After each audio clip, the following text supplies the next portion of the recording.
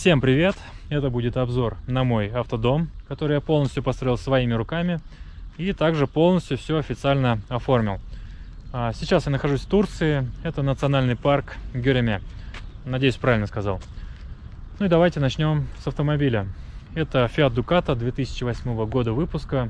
Перед его покупкой я, естественно, изучил, наверное, все фургоны, которые есть на нашем рынке.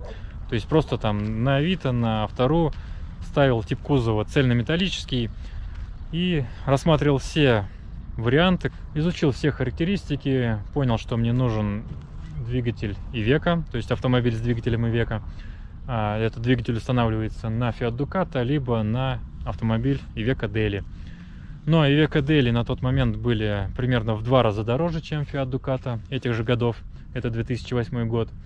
Поэтому мой выбор пал на Fiat Ducato.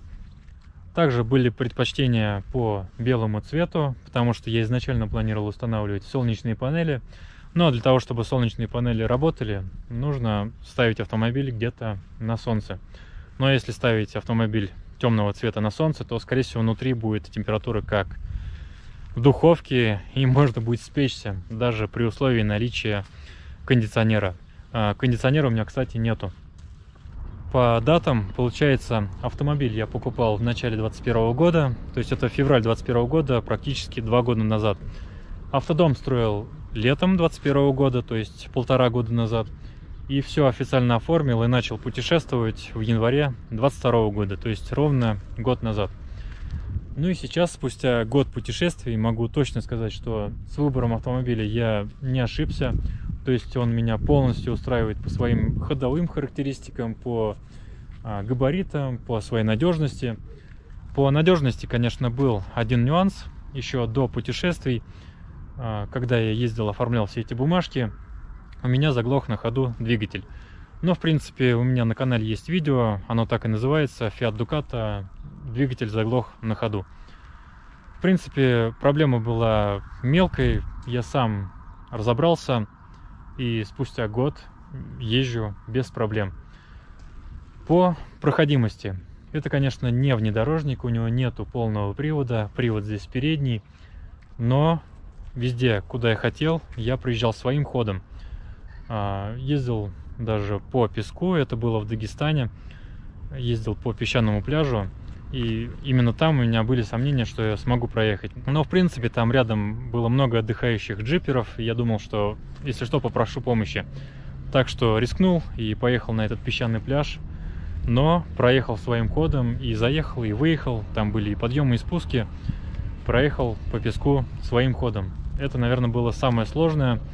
А остальное ездил и по лесам, и по полям, без дорог, но с твердым покрытием.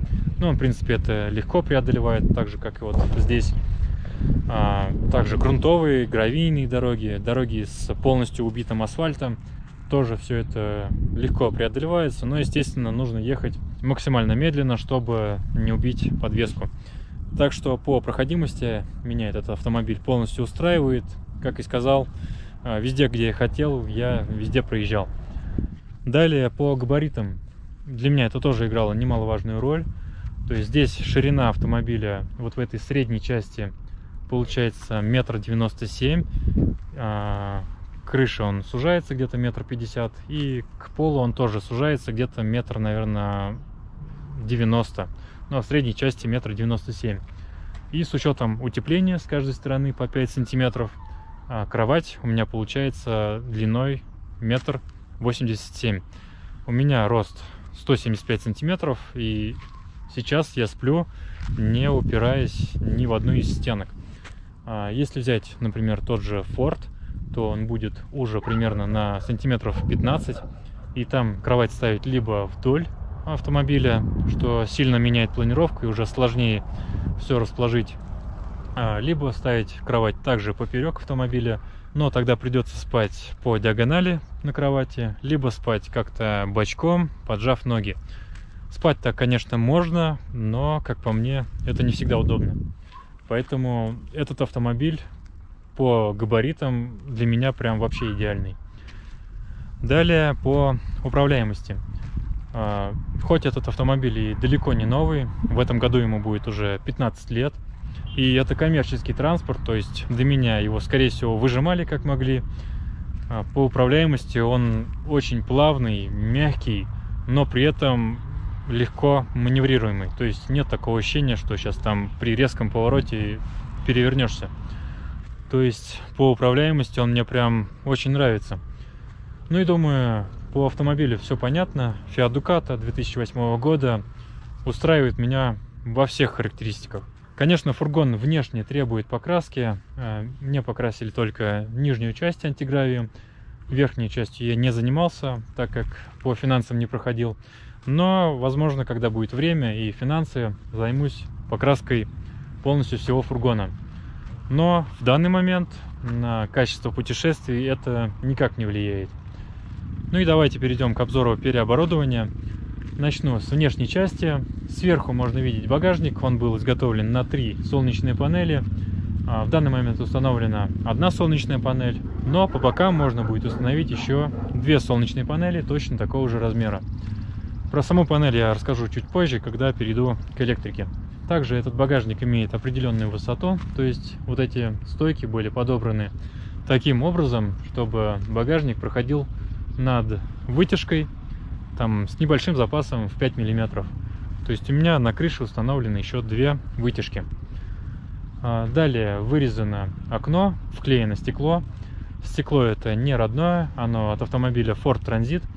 Родное стекло от этого Ducato, оно очень огромное, то есть занимает практически вот этот весь квадрат. И чисто визуально оно мне просто даже не нравится. Это стекло Транзита по высоте практически такое же, как и высота водительского окна. Также это стекло полностью повторяет изгиб фургона. И чисто визуально мне это нравится намного больше, чем вот этот огромный квадрат. Также можно видеть еще выхлопную гофру от дизельного отопителя. С этой стороны больше ничего не менялось. Ну и давайте перейдем к той стороне. С этой стороны я изначально полностью менял сдвижную дверь. Устанавливал дверь от пассажирского фургона с огромным прозрачным окном. С тем окном, конечно, объем фургона внутри казался намного больше.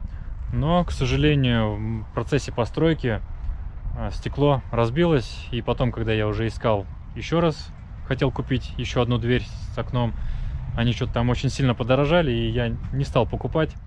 Установил на место родную дверь, врезал в нее вот такое маленькое окошко.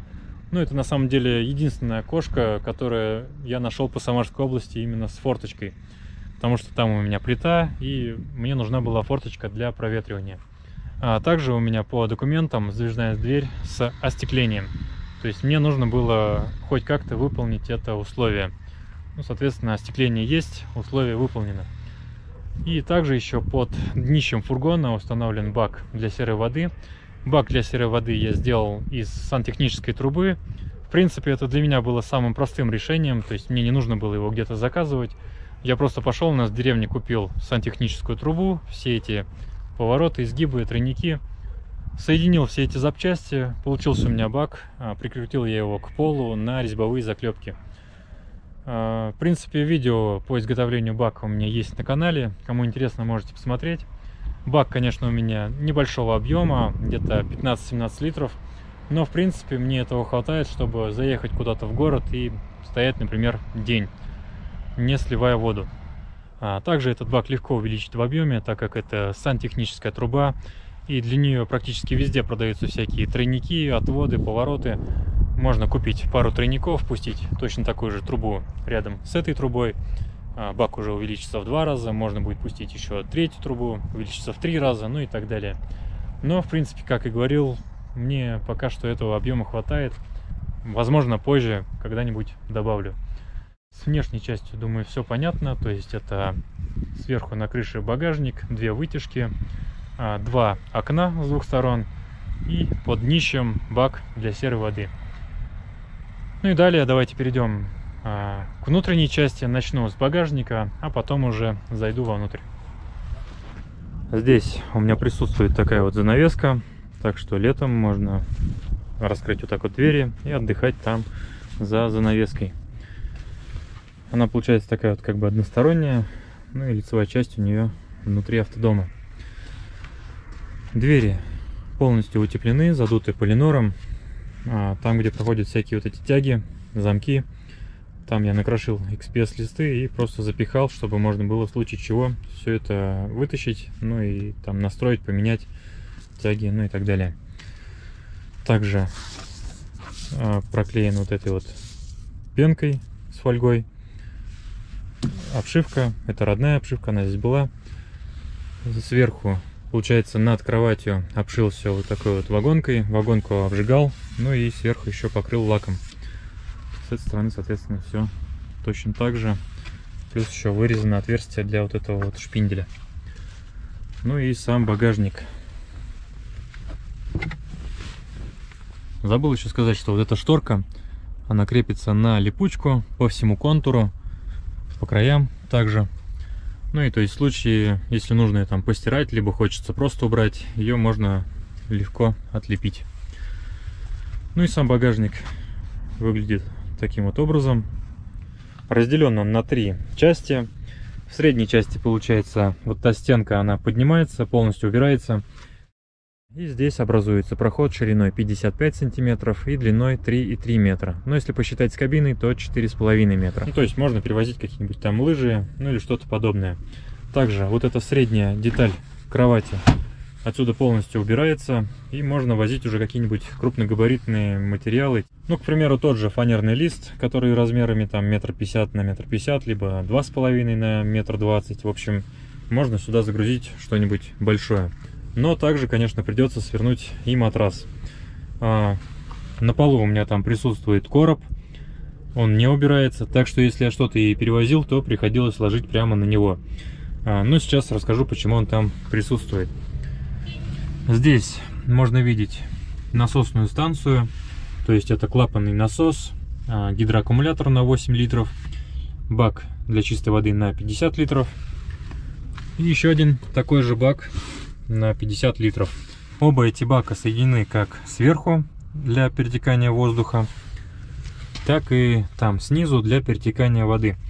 Баки стоят на XPS листах толщиной 50 мм. Это сделано для того, чтобы сделать внизу бака врезку. В принципе, такой же, как и сверху, с таким же поворотом, но внизу баков установлены латунные врезки для того, чтобы их можно было крепче затянуть и ничего, чтобы не протекало.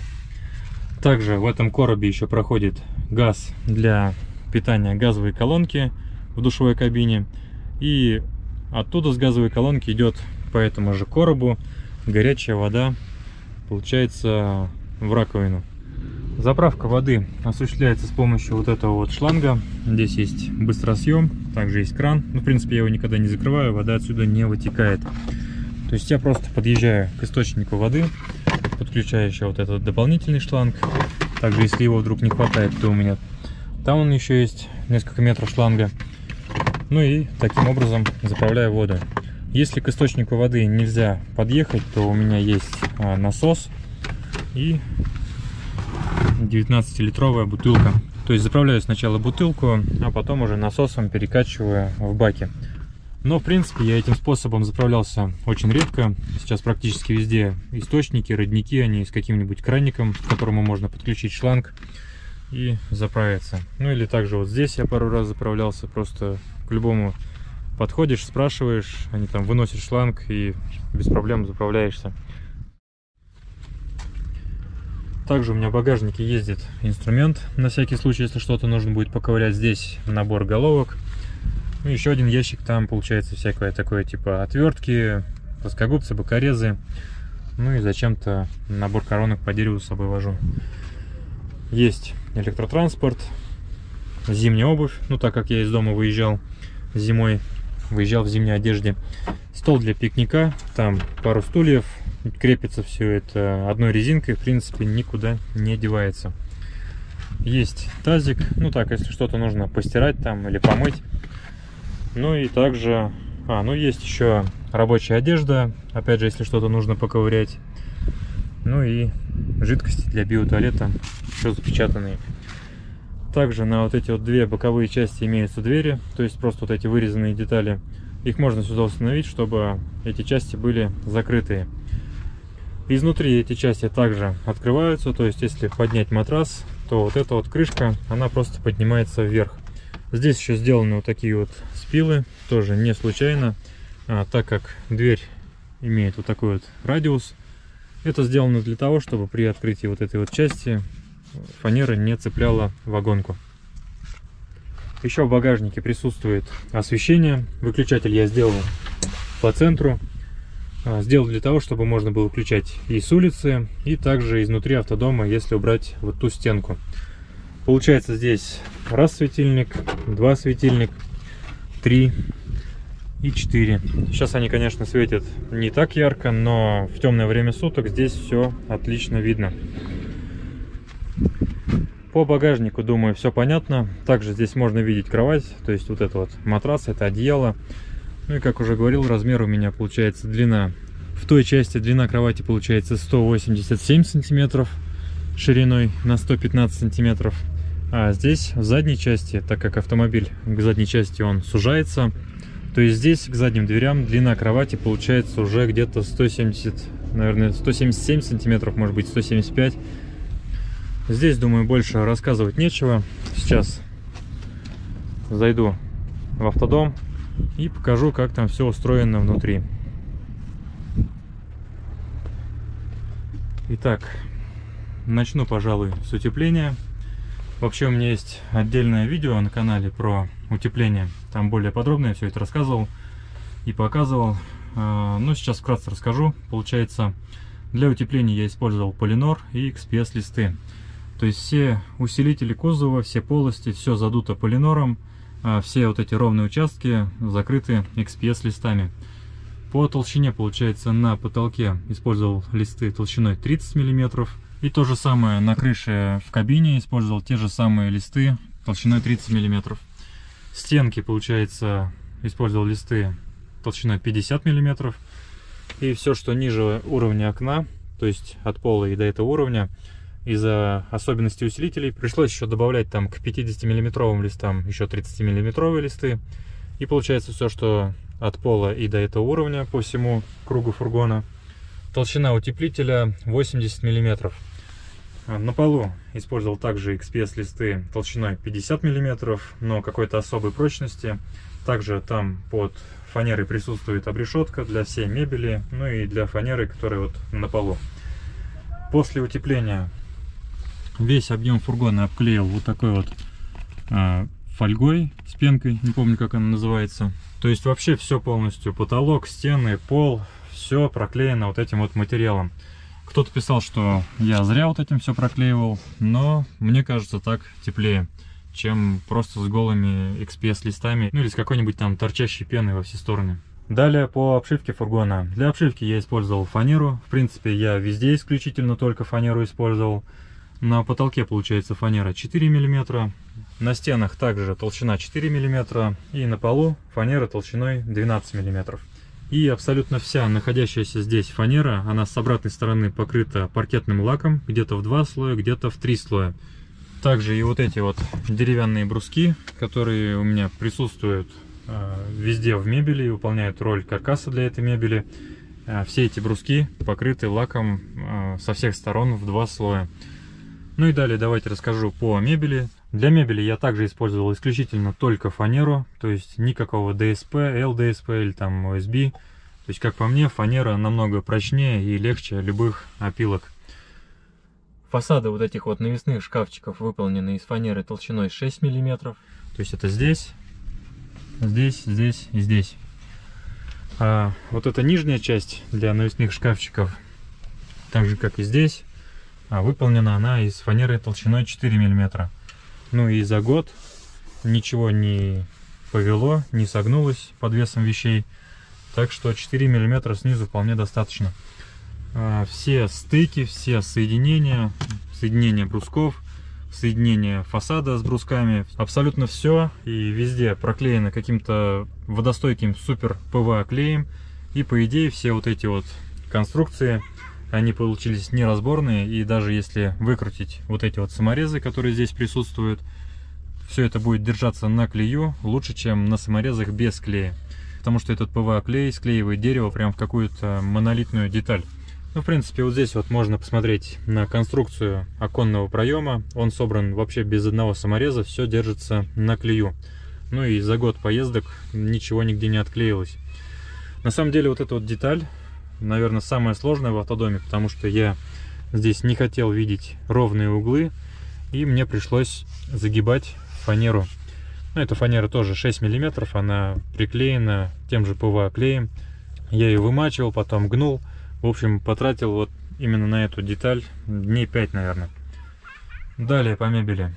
Ну, соответственно, есть вот этот вот один большой навесной шкаф, он с двумя дверьми, внутри соединенный.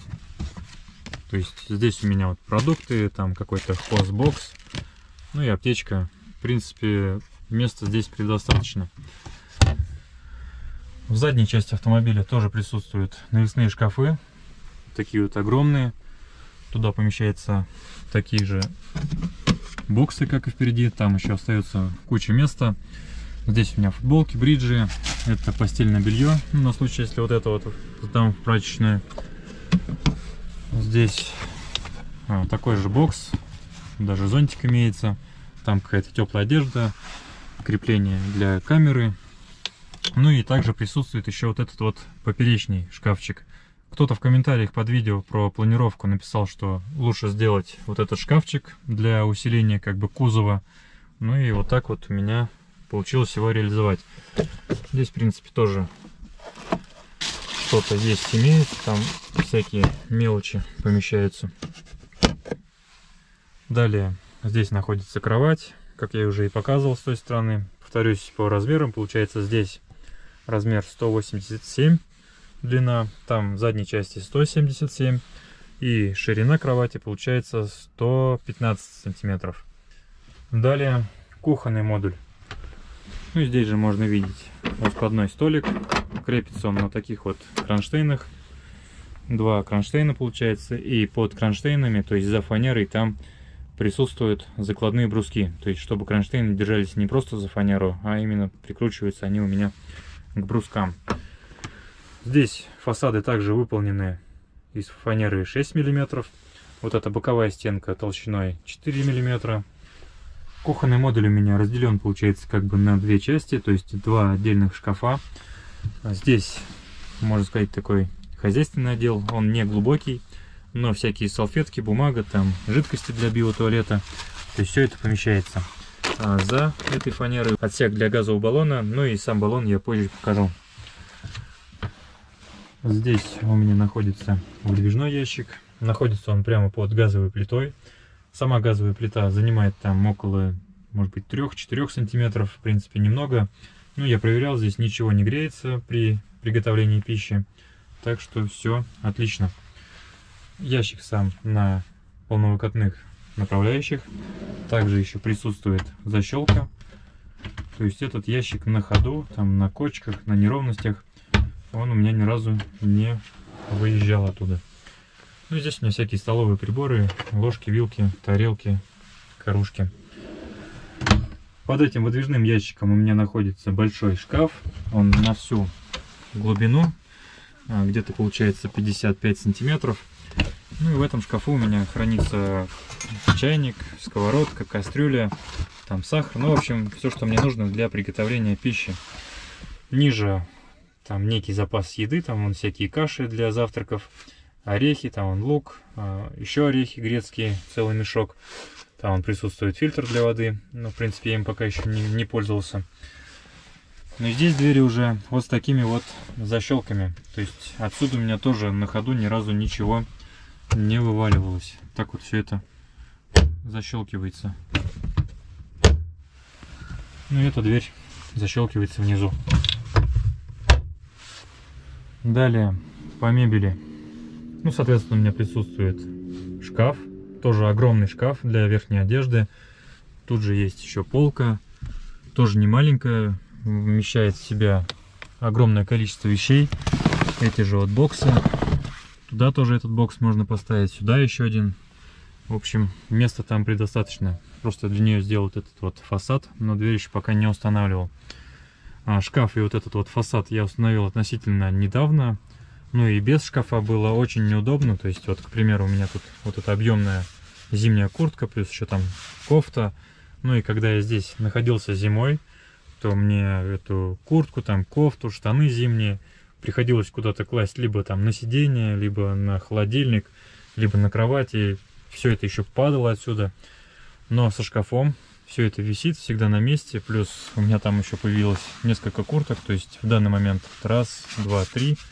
3 куртки, 1 кофта. Ну и при этом еще есть много места.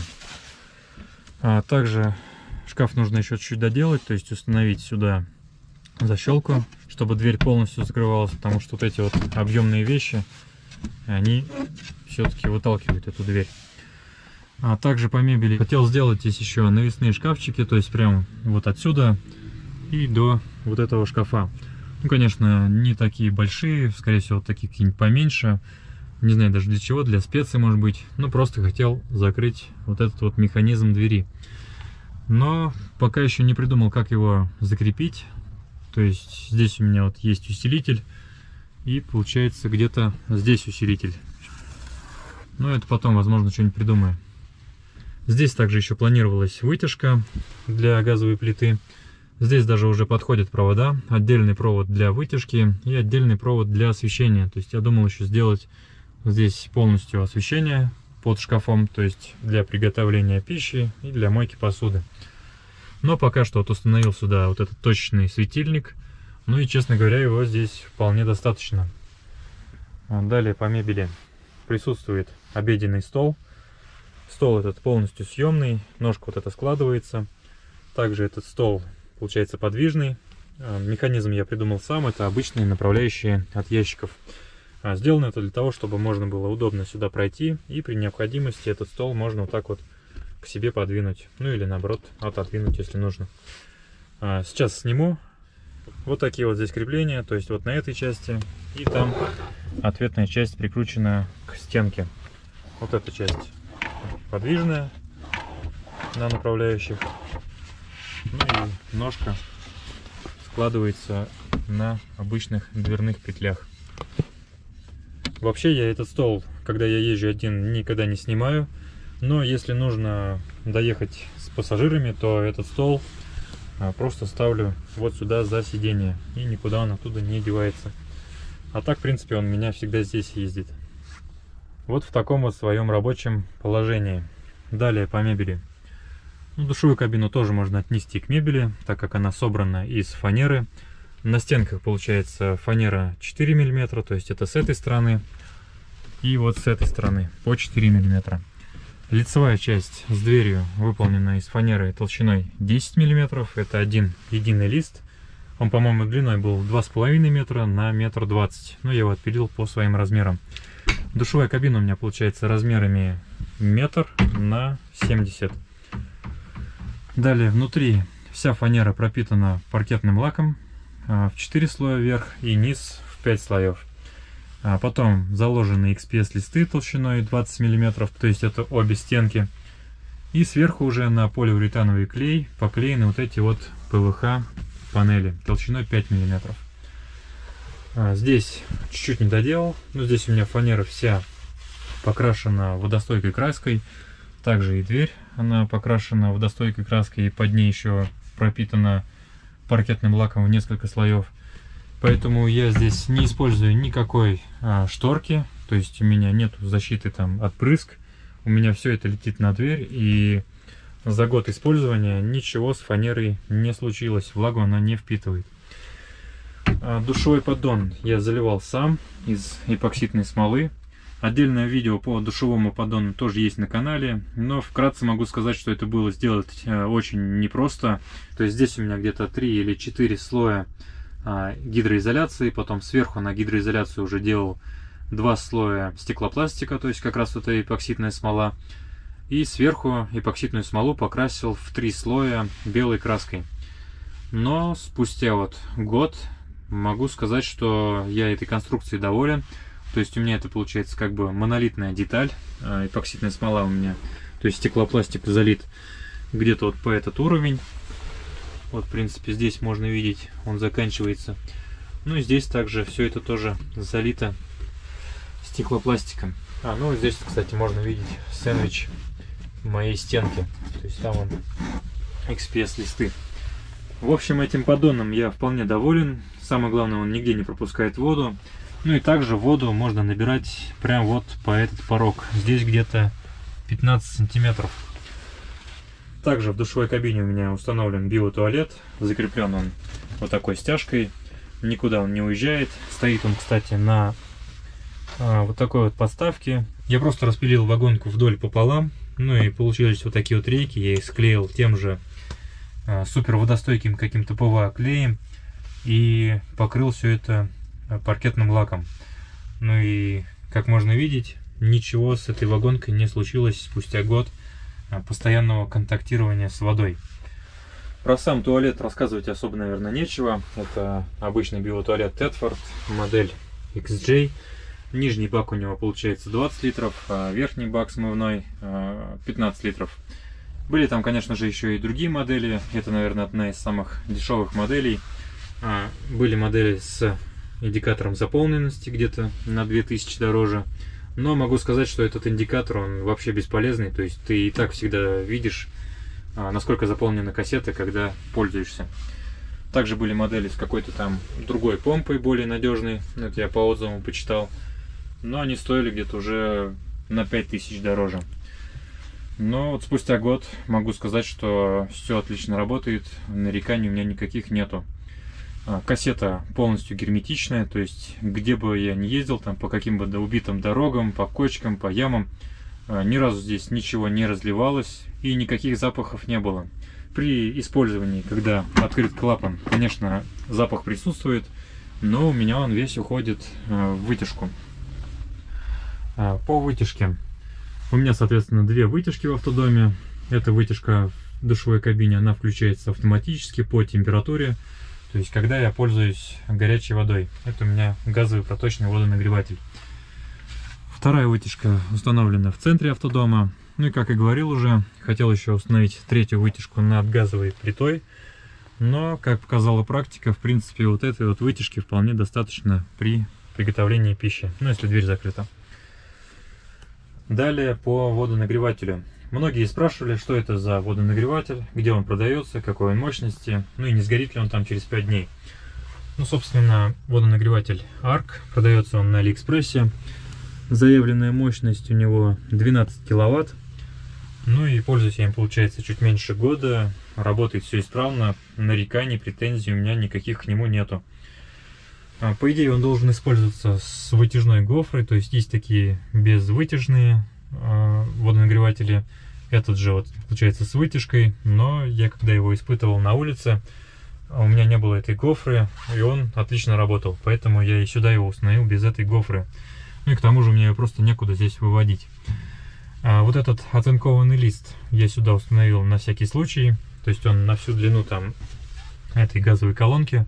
Я думал, что будет греться пластик, но в принципе, сколько раз я проверял, лист этот вообще не нагревается, нагревается больше вот эта верхняя часть. Но, как и говорил, у меня вытяжка получается автоматическая, то есть когда нагрев доходит до определенной температуры, у меня включается вентиляция, ну и здесь все это обдувается. Ну и за год вот с этой пластиковой крышкой ничего не случилось, она как закрывается, так и открывается, все с ней в порядке, хотя находится она прямо над выхлопом газовой колонки. Как сделать автоматическое включение вытяжки, у меня есть отдельное видео на канале. Кому интересно, можете посмотреть. Также у меня на канале есть отдельное видео про газовое оборудование. В том видео я рассказывал, как переделать эту газовую колонку на баллонный газ.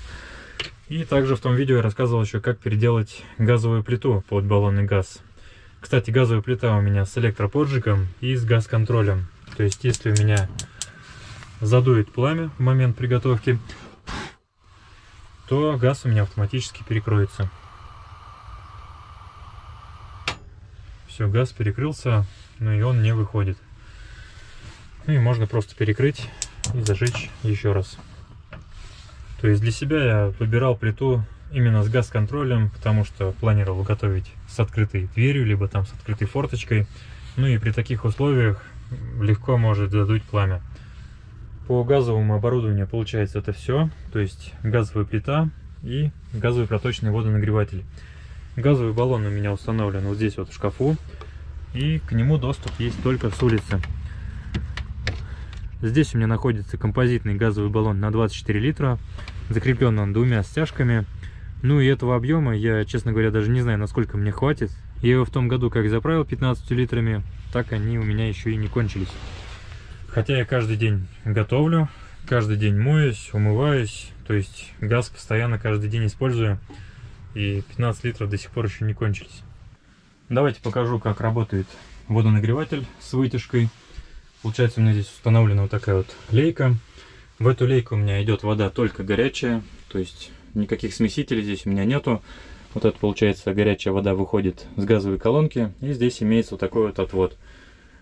Также установлен кран. Я его установил для того, чтобы снимать давление с этой лейки, так как они по отзывам не сильно любят постоянное давление. То есть воду на этой лейке я перекрываю, когда ей не пользуюсь. Получается, я просто здесь выставил регулировки на примерно нужную мне температуру, это 38-40 градусов. И поэтому мне здесь не нужны никакие смесители. Вода нужной мне температуры сразу же идет и в лейку, и также в раковину. Ну и для того, чтобы помыться, мне нужно открыть вот этот вот кран. И все, можно пользоваться вот этой вот лейкой. Сразу же зажигается колонка, 20 градусов, 39. Сработала вытяжка, 40 градусов. То есть вода моментально греется, так же, как и в любых других газовых колонках. И сразу же можно принимать душ. Сейчас остынет датчик и вытяжка выключится. Получается, когда я помылся, закрываю кран и спускаю давление с этого шланга.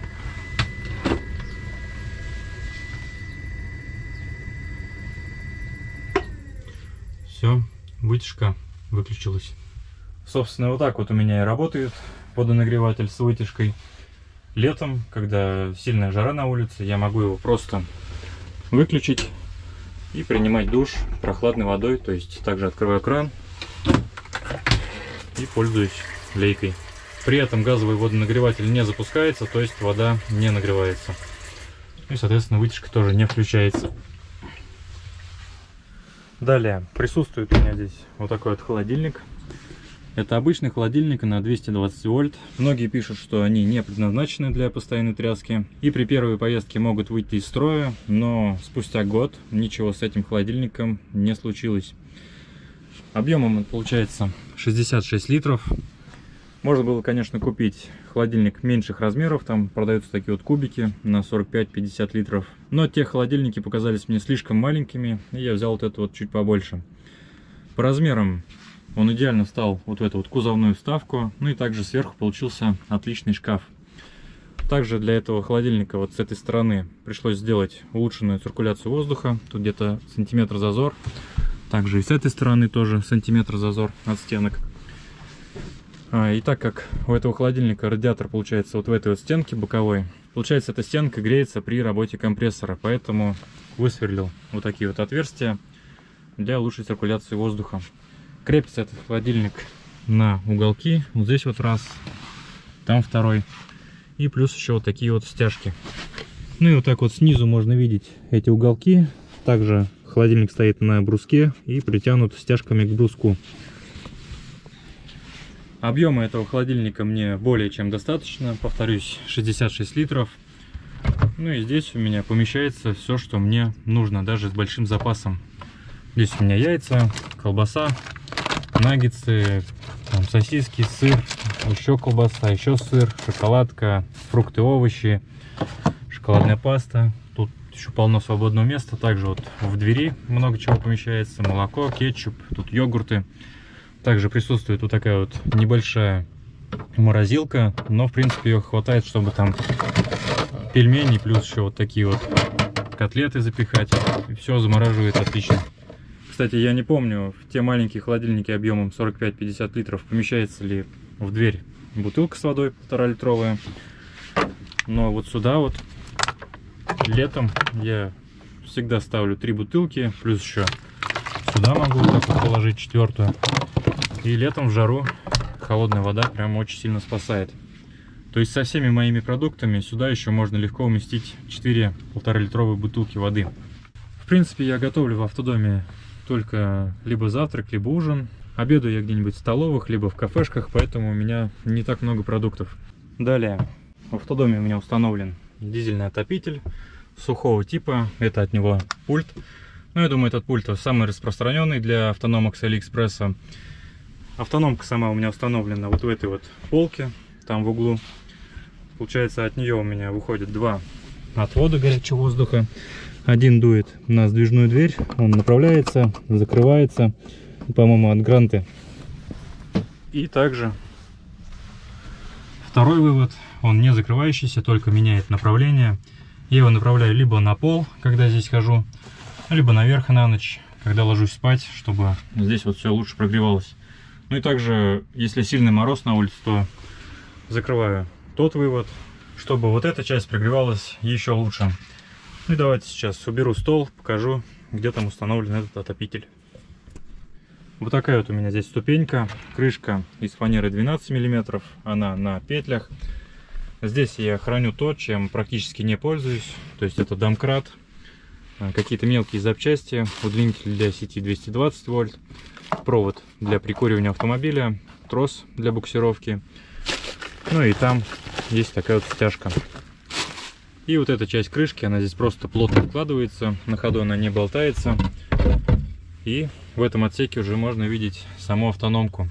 Это обычная автономка с Алиэкспресса мощностью 5 киловатт. По потреблению электричества могу сказать, что на минимальном режиме она потребляет 20 ватт и на максимальном режиме 40 ватт. По потреблению топлива не могу ответить, так как не замерял. Сама автономка прикручена через асбестовый лист, то есть здесь фанера практически не греется. Ну и также можно видеть разводку горячего воздуха, то есть вот это вот тройник. Ну и одна гофра пошла в эту сторону, и одна гофра пошла через душевую кабину и выходит уже вот с этой стороны. Как и говорил, я этот горячий воздух тянул туда специально для того, чтобы у меня лучше прогревалась задняя часть, где я сплю. И минимальная температура на улице, при которой я ночевал в автодоме, это было минус 20. В автодоме я поддерживаю температуру всегда примерно 20-22 градуса. И при минус 20 на улице я ставил автономку всего лишь на 2,5 киловатта. То есть есть огромный запас по мощности. И скорее всего в минус 30 на улице можно будет поддерживать здесь температуру также около 20 градусов. Ну, я не пробовал. В настоящее время, хоть и на улице лютая зима, но автономкой я сейчас не пользуюсь, так как на улице сейчас в данный момент где-то 21 градус. То есть дверь у меня постоянно открыта, и сейчас в автодоме получается 21,4 градуса. Ночью опускается где-то до 15, но в принципе в автодоме где-то около 18 градусов держится. Мне вполне комфортно спать при такой температуре. Поэтому даже ночью я сейчас автономкой не пользуюсь. По рекомендации иногда ее прожигаю, то есть запуская на полной мощности, это где-то может быть раз в месяц, может быть раз в 2 месяца. Ну и прожигаю где-то в течение 5-7 минут. Кстати, эта автономка еще имеет дистанционный пульт, и когда я ночевал где-нибудь в горах, где сильный перепады температур, то есть где днем может быть плюс 20, а ночью опускается до 0, то, конечно, ночью приходилось запускать автономку. И для этого у меня есть вот такой вот дистанционный пульт. Он у меня около кровати, то есть я ночью прям могу проснуться и могу запустить автономку прямо отсюда. Это очень удобно. Кстати, по расположению сплю я головой, получается, вот сюда. Для меня это удобно. Я на ночь кладу вот сюда телефон на стол. Также, как и говорил, могу легко добраться до пульта автономки, не вылазя из-под одеяла. Ну и также иногда ставлю еще чайник с вечера с водой. Могу также, не вставая, зажечь плиту, и пока будет греться чайник, я уже встану, умоюсь, и можно будет пить чай или кофе. Далее, с автономкой, думаю, все понятно. Сиденья. Эти сиденья от какого-то туристического автобуса, от какого именно, я не знаю, даже сам продавец не знал. Но для меня было самым главным условием это наличие вот этих вот трехточечных ремней безопасности. Ну и к тому же это было условием постановки автодома на учет.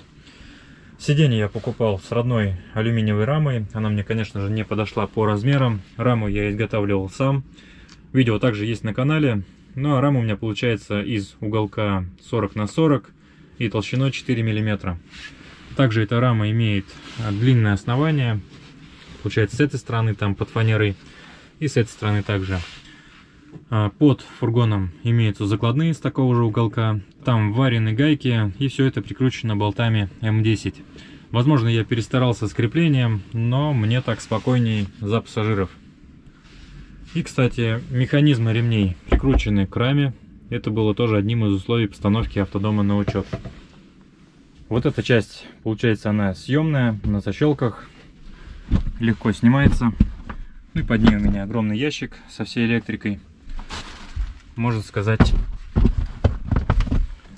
сердце автодома. Ну и сейчас расскажу чуть поподробней. На самом деле, без всей этой электрики здесь не работали бы ни освещение, ни вытяжки, ни холодильник, ни обогреватель, ни все вот эти вот розетки, зарядки. Вода бы из крана не шла, да у меня даже вот эта газовая панель с электроподжигом. Так что без электричества здесь жить не получилось бы. На моем канале есть несколько видео по электрике в автодоме, где я подробно рассказывал, как, что и куда здесь подключать. Но сейчас просто вкратце расскажу, что у меня здесь имеется. Те, кто смотрели все мои видео, они знают, что у меня изначально стоял GM аккумулятор на 100 ампер-часов. Потом я собрал себе литий-железофосфатный аккумулятор на 105 ампер-часов. Он у меня здесь стоял под полкой. Мне его хватало где-то на 3 дня, если исключить солнечные панели. И в данный момент у меня стоит аккумулятор на 240 ампер-часов. Он литий-железофосфатный, с такой же БМС-платой, с балансиром. Но балансир сейчас отключен. И на самом деле я его еще ни разу не разряжал, так как у меня постоянно работают солнечные панели. Здесь практически всегда солнечная погода. И аккумулятор практически всегда у меня заряжен. Но чисто теоретически его должно хватать примерно на неделю, если исключить солнечные панели, то есть в пасмурную погоду. Солнечная панель у меня в данный момент установлена одна, мощностью 210 Вт и с напряжением холостого хода 48 вольт. В данный момент она выдает где-то 35-36 вольт, ну и примерно 100 Вт. Вообще я рассчитывал, что панели буду устанавливать 3 штуки во всю площадь крыши, но на самом деле одной вот этой солнечной панели на 210 Вт, хоть она сейчас и выдает половину своей мощности, ее вполне хватает для того, чтобы у меня постоянно работал холодильник. Он у меня получается мощностью 60 Вт, но включается он там раз в 10, может быть раз в 15 минут. Также вечером пользуюсь освещением, заряжаю телефон раз в 2 дня, наверное. Ну и также иногда заряжаю ноутбук и электросамокат. Но это прям совсем редко.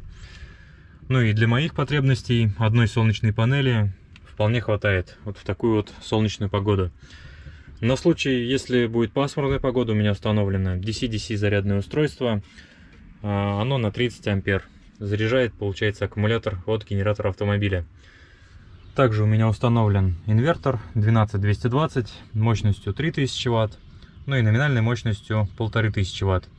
Изначально у меня стоял другой инвертор. Эти инверторы я покупал для сборки модулей для автодомов. Установил себе его сюда для испытаний. Испытание он успешно прошел, так он у меня здесь и остался. Делал еще вот такое вот охлаждение еще для предыдущего инвертора. В принципе, он не греется, но просто как дополнение есть вот такое вот охлаждение. То есть здесь получается датчик, он срабатывает по температуре. Также здесь можно видеть блок предохранителей для всех моих 12-вольтовых потребителей. Провода для потребителей заложены все в гофру, выполнен скрытый монтаж под фанерой. Монтаж проводов выполнялся еще на этапе утепления, поэтому по всему автодому никаких проводов, ничего нигде не висит. Также здесь есть вот такой вот силовой выключатель на 900 ампер. Ну и с помощью него можно обесточить полностью всю электросистему автодома. Есть отдельный выключатель для солнечных панелей. Кстати, если нужно полностью обесточить всю электросистему, то сначала нужно выключить солнечные панели. Далее есть у меня вот такой вот щиток на 220 вольт. Тут 3 автоматических выключателя. Ну и питание вот этого щитка. Можно выбрать питание либо с инвертора, либо питание с внешней сети 220 вольт. Ну и также есть третье положение. То есть можно полностью обесточить все мои потребители на 220 вольт.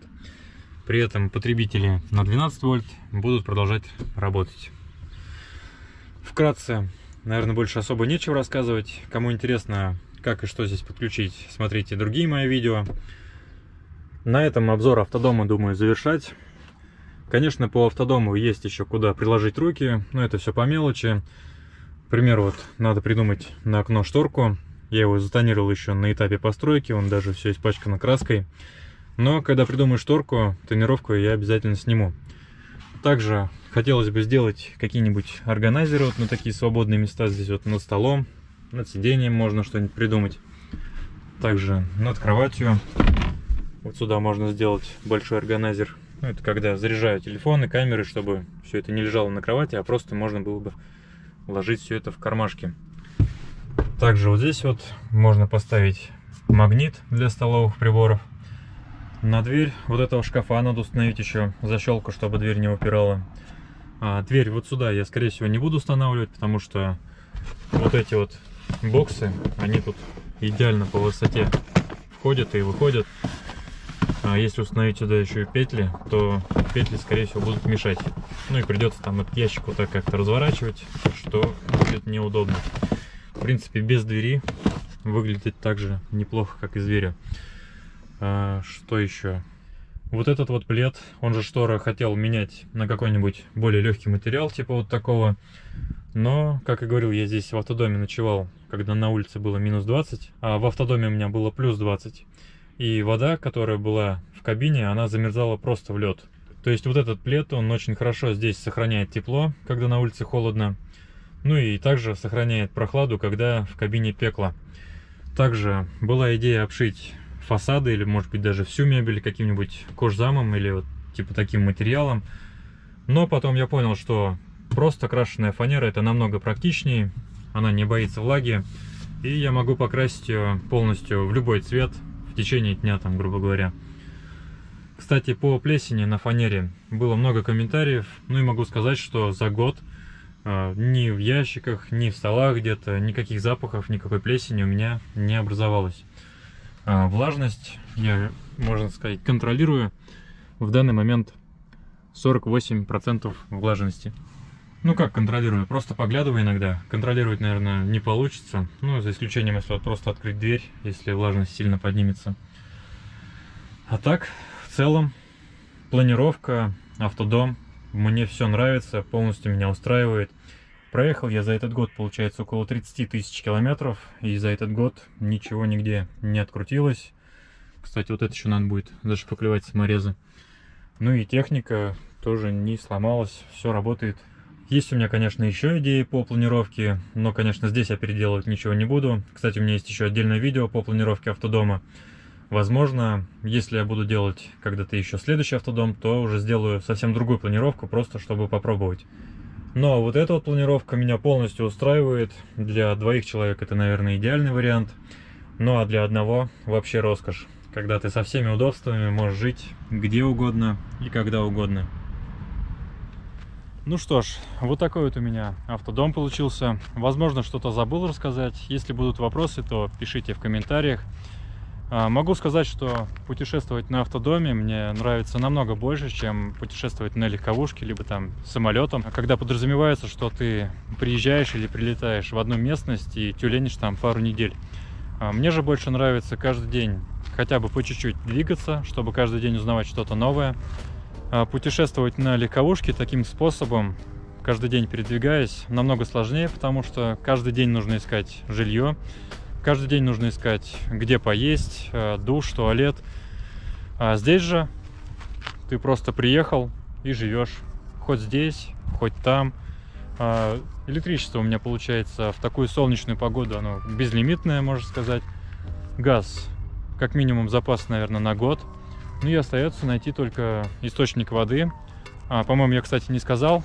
Запаса 100 литров воды мне хватает примерно на 10 дней. Ну а найти источник воды раз в 10 дней не так уж сложно, когда ты каждый день передвигаешься. И если вы также любите путешествовать, то лучше автодома, наверное, ничего не придумать. На этом, думаю, все. Смотрите другие мои видео. Кстати, ни в одном из видео я ни разу не просил подписываться там или ставить лайки. И думаю, настало время, чтобы это видео посмотрело как можно больше народу. Возможно, кому-то эта информация будет полезна, а возможно, кто-то наоборот поймет, что он именно так делать не будет. В общем, вы все поняли. Подписывайтесь, жмите на колокольчик, пишите комментарии, ставьте палец вверх. Всем пока!